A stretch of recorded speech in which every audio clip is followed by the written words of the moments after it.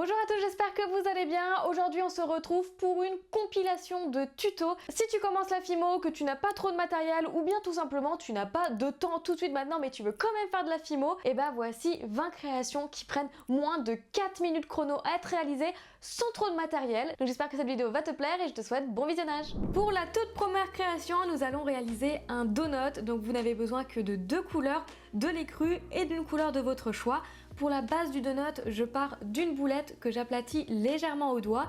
Et pour la couleur au-dessus, je prends ma couleur que j'aplatis en pastille très fine. Vraiment un beau rond que je viens poser du coup sur ma base de donut. Je centre bien la couleur et ensuite j'aplatis et je fais bien adhérer la couleur avec la base. Pour le trou, hyper simple, j'utilise un cure-dent et je perce au centre du donut. Voilà, je perce bien.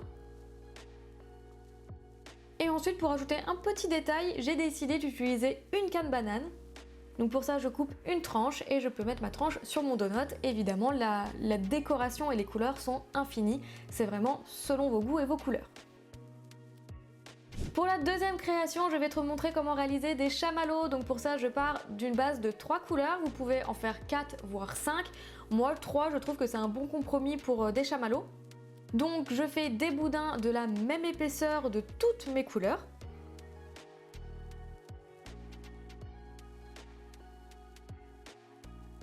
Je les rassemble, voilà, je colle bien pour que les 3 boudins soient bien collés et ensuite j'ai juste à entortiller le tout. Donc attention, n'allez pas trop vite. Et c'est pour ça que c'est important de faire des boudins de la même épaisseur, c'est pour pas qu'il y ait une couleur qui ressorte plus que l'autre. Et ensuite c'est hyper simple, vous avez qu'à couper à la longueur souhaitée. Et voilà comment réaliser des chamallows, c'est hyper simple, hyper rapide.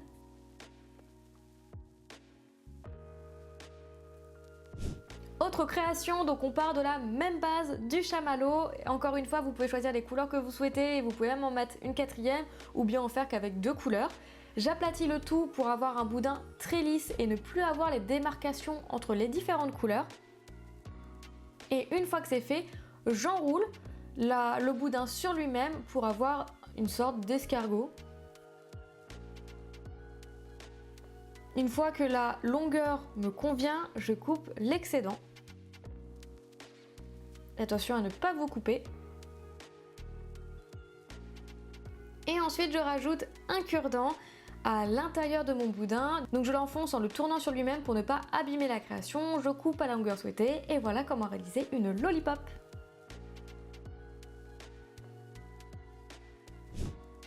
Pour la prochaine création, je vais vous montrer comment créer un sucre d'orge. Donc encore une fois, je pars de la même base, du chamallow, je roule et ensuite j'ai juste à tourner le haut de mon boudin, à couper et voilà comment réaliser un sucre d'orge. Je pense que c'est la création la plus rapide à faire. Ensuite, je pars d'une autre couleur, je mets un cure-dent dans la boulette. Donc ça, c'était un reste de pâte que j'ai mélangé pour obtenir cette couleur-là. Donc je fais un trou assez gros que j'agrandis justement avec le cure-dent pour pouvoir insérer un bâton de sucette. Pareil, que je coupe à la longueur souhaitée avec ma pince coupante.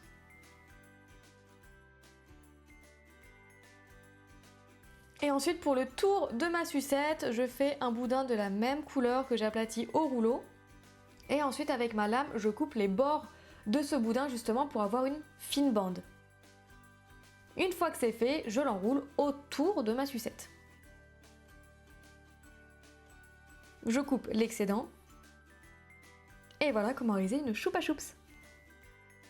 Pour la prochaine création, je reprends de lait cru que j'aplatis directement au doigt pour avoir une petite pastille assez épaisse. Ensuite, je viens texturer ma création avec ma brosse à dents, donc je texture vraiment partout. Et ensuite, je remets un petit peu plus d'effet avec une boulette d'aluminium, pareil, je tapote au-dessus. Pour donner de la couleur, j'utilise des pastels secs effet cuit, donc j'utilise du jaune pastel et du marron clair. Et je viens, avec mon petit pinceau, colorer en fait toute ma pâte. Et ensuite, pour ajouter des pépites de chocolat, je prends la couleur chocolat, j'arrache des petits morceaux avec mon cure-dent et je place directement les petits bouts sur mon cookie. Et voilà comment réaliser un cookie express. Pour la prochaine création, je reprends de l'écru que j'aplatis au rouleau. Je coupe ma bande en forme de triangle. Et je replie le triangle sur lui-même en partant de la base et en finissant par la pointe.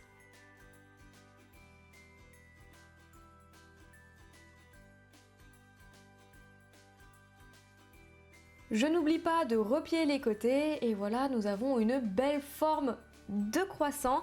Mais on va pas s'arrêter là, on va rajouter de la texture. Donc encore une fois, j'utilise ma brosse à dents et je texture vraiment partout, c'est très important. N'oubliez pas les côtés ni l'intérieur du croissant. Et je rajoute encore plus de texture en tapotant avec une boulette d'aluminium. Une fois que la texture me convient, encore une fois, je rajoute de la couleur, un petit effet cuit avec mes pastels secs. Donc j'utilise toujours du jaune pastel et du marron clair, toujours en partant de la couleur la plus claire à la plus foncée. Donc on commence par le jaune et on termine par le marron. Et voilà, vous avez un croissant. Pour la prochaine création, je pars encore une fois de l'écru. Voilà, désolé, il va y avoir beaucoup d'écru dans cette vidéo. Je fais une boulette que je transforme en boudin, que je replie sur lui-même, un peu comme pour la lollipop.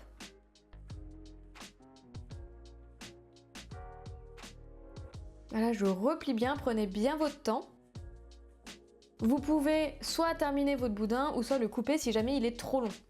Et ensuite, pareil, je viens texturer avec ma brosse à dents et ma boulette d'aluminium. Donc encore une fois, on texture bien partout, n'oubliez pas les côtés de la création. Et pour rajouter de la couleur, j'utilise encore une fois mes pastels secs pour faire un petit effet cuit, un petit côté doré. Donc je commence par le jaune pastel et je termine par le marron. Et pareil, on n'oublie pas d'en mettre sur les côtés, c'est très important.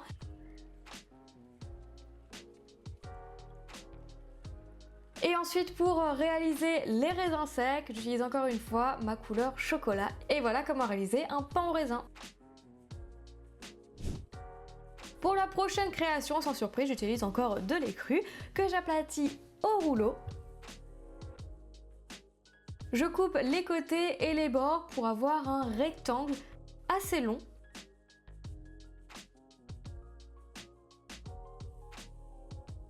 On met ce rectangle de côté et on prend de la pâte chocolat. On vient faire un boudin assez fin.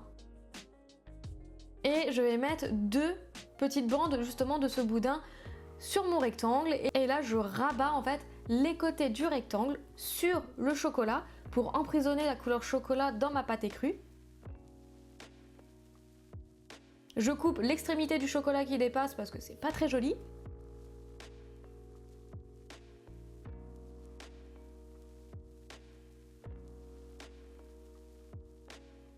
Donc là, on voit que le pain au chocolat prend forme. Et pareil que pour les autres créations, pour ajouter de la texture, je passe ma boulette d'aluminium, la brosse à dents. Je tapote partout, je texture bien sur le dessus, sur les côtés, sur le dessous. Et encore une fois, pour ajouter un petit peu plus de couleur, j'utilise mes pastels secs. Voilà, toujours du jaune et du marron, en commençant toujours par le jaune.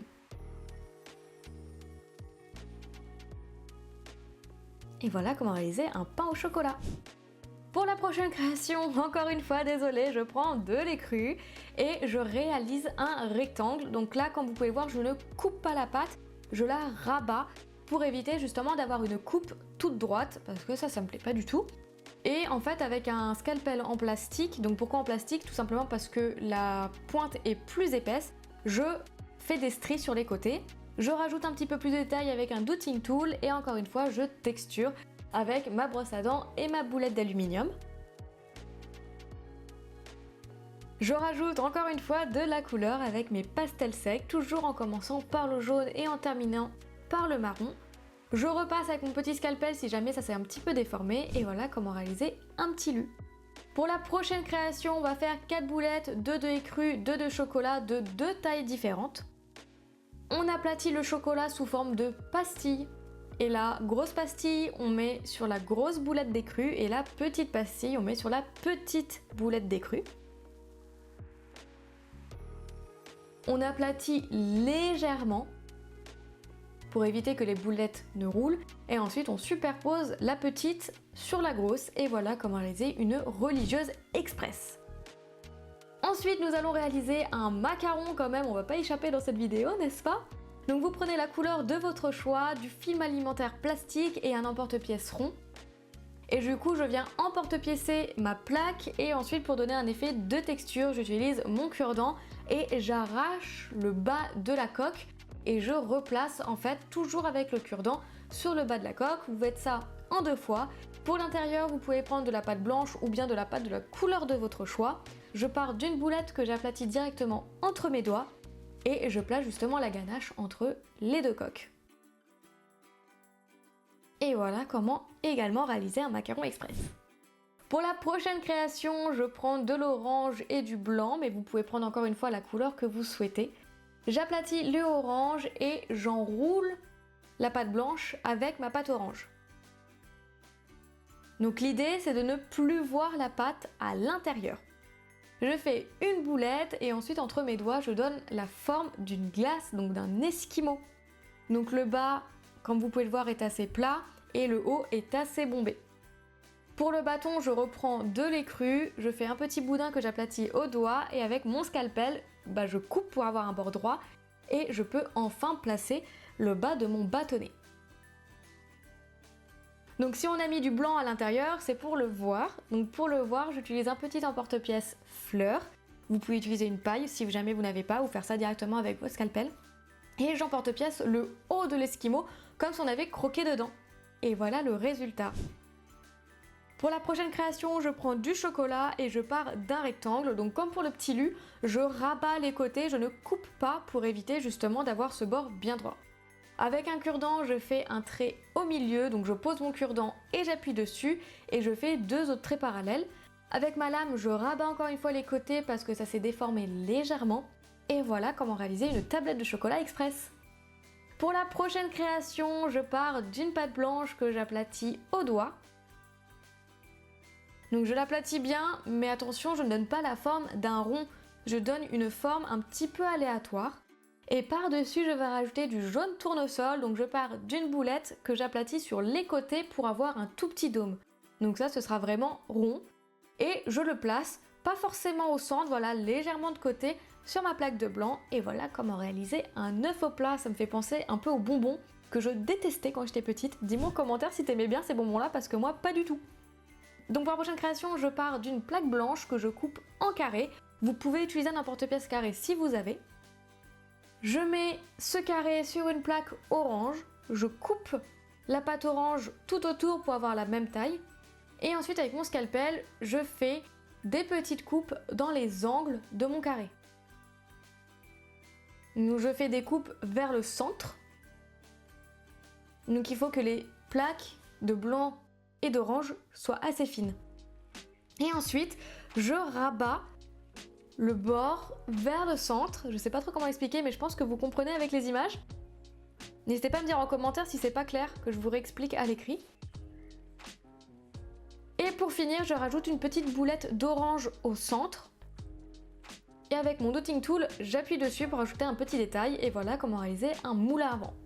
Pour la prochaine création, je vais vous montrer comment réaliser une petite fleur express. Donc pour ça, je colle 5 petites boulettes ensemble. Avec mon dotting tool, j'appuie au centre des boulettes vers l'intérieur, ce qui donne un peu cet effet de pétale. Et pour finir, je rajoute une petite boulette de jaune pastel à l'intérieur. Et pour ajouter un petit peu plus de couleur, j'utilise un peu du vert olive, du vert kaki. Pour réaliser des feuilles, donc je donne la forme de goutte et avec mon pinceau en bois en silicone, j'appuie à l'intérieur pour donner justement cet effet de feuille. Si jamais vous n'avez pas de pinceau en bois en silicone, vous pouvez très bien utiliser une lame pour faire les petits traits, les petites nervures qu'on peut voir dans les feuilles. Et voilà, j'ai juste à placer ma fleur sur les feuilles. Pour la prochaine création, j'utilise du rose pastel que j'emporte-pièce avec mon emporte-pièce carré. J'en fais 2. Il faut faire des bandes assez larges, assez épaisses. Je fais la même chose avec du noir et je mets juste le noir entre les 2 carrés roses. Donc c'est important que les 3 couleurs, donc les 3 couches soient de la même épaisseur. Pour avoir un bord bien droit, j'utilise ma lame et je coupe les 4 côtés de mon carré. Et voilà comment réaliser un réglisse carré. Pour la prochaine création, je reprends du noir, je fais un boudin assez épais que j'aplatis directement au rouleau. Je mets un boudin rose assez épais en plein milieu. Et je coupe les côtés pour avoir un rectangle bien plat. Je roule du coup le rose à l'intérieur de la pâte noire. Je reroule le tout sur ma plaque pour enlever toutes les démarcations, toutes les petits traits qui sont un peu désagréables. Et je coupe les extrémités et voilà, vous avez un petit réglisse enroulé. Et ensuite, pour faire le réglisse traditionnel, je fais un boudin noir très long. Vraiment très long, et c'est très important que le boudin soit bien homogène. Il faut qu'il soit de la même épaisseur partout. Et je plie les deux côtés ensemble.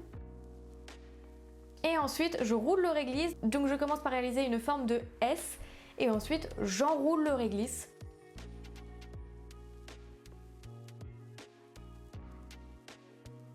Et ensuite, je laisse un petit peu dépasser le bout. Vous n'êtes pas obligé, moi je préfère, je trouve ça plus joli. Et voilà comment réaliser un réglisse enroulé. Une fois que vous avez tout, vous pouvez mettre toutes vos créations à 110 degrés pendant 30 minutes. Et voilà le résultat. Évidemment, vous pouvez vernir les créations, vous pouvez les percer si vous voulez les accrocher en bijoux, etc. Donc c'était vraiment 20 créations pour débutants express à réaliser vraiment en moins de 3 minutes. N'hésite pas à me dire en commentaire quelle est ta création préférée et quelle est ta toute première création en Fimo. Et nous, on se retrouve bientôt pour une prochaine vidéo. Salut!